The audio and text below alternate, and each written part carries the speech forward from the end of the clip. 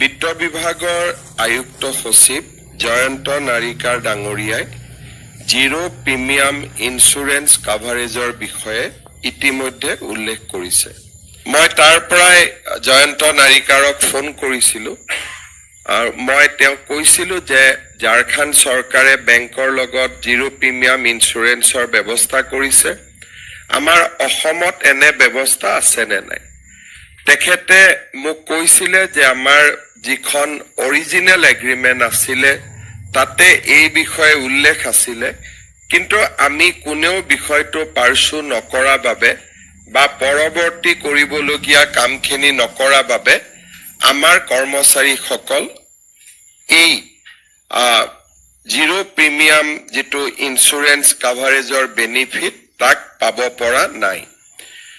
আমি লখিমপুৰত কেবিনেট হৈছিলে আৰু লখিমপুৰৰ কেবিনেটত আমি এই সিদ্ধান্ত লৈছিলোঁ যে যোন বেংকত আমাৰ কৰ্মচাৰীসকলৰ চেলাৰী একাউণ্ট থাকিব তাতে আমি বেংকক কম যে আমাক জিৰো প্ৰিমিয়াম ইন্স্যুৰেন্স কাভাৰেজৰ সুবিধা দিব লাগে।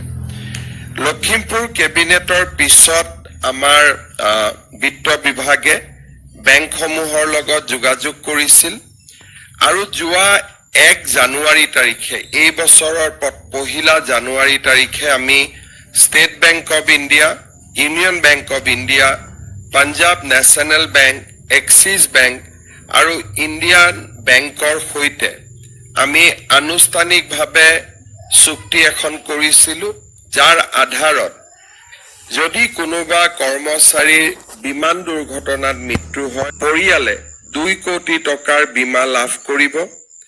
যদি দুৰ্ঘটনা হয়, বিশেষকৈ মটৰ গাড়ী এক্সিডেণ্ট বা আন দুৰ্ঘটনাজনিত যিটো নেচাৰেল নহয়, বেমাৰ আজাৰ নহয়, যিটো দুৰ্ঘটনাত মৃত্যু বুলি আমি যাক কওঁ, দুৰ্ঘটনাত মৃত্যু হ'লে 1 কোটি টকাৰ বীমা লাভ কৰিব।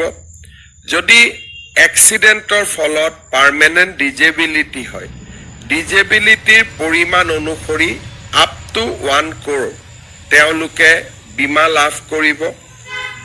আৰু যদি আংশিক অক্ষমতা হয়, যিটো ডিজেবিলিটি পাৰ্মানেণ্ট ডিজেবিলিটি কিন্তু আংশিক হয়, তেতিয়া 80 লাখ টকা পৰ্যন্ত। আৰু নৰ্মেল ডেথ হ'লেও, য'ত নেকি আমাৰ যিকোনো কাৰণত বেমাৰ আজাৰত মৃত্যু হ'লেও আমি 10 লাখ টকাৰ এটা ইন্স্যুৰেন্স প্ৰিমিয়াম লাভ কৰিম। সাধাৰণতে আমি গ্ৰেচিউটি দিওঁ। এইটো গ্ৰেচিউটিৰ লগত এটা অতিৰিক্ত 10 লাখ টকা আমি বেমাৰ আজাৰ হৈ মৃত্যু হ'লেও আমি পাব পাৰিম।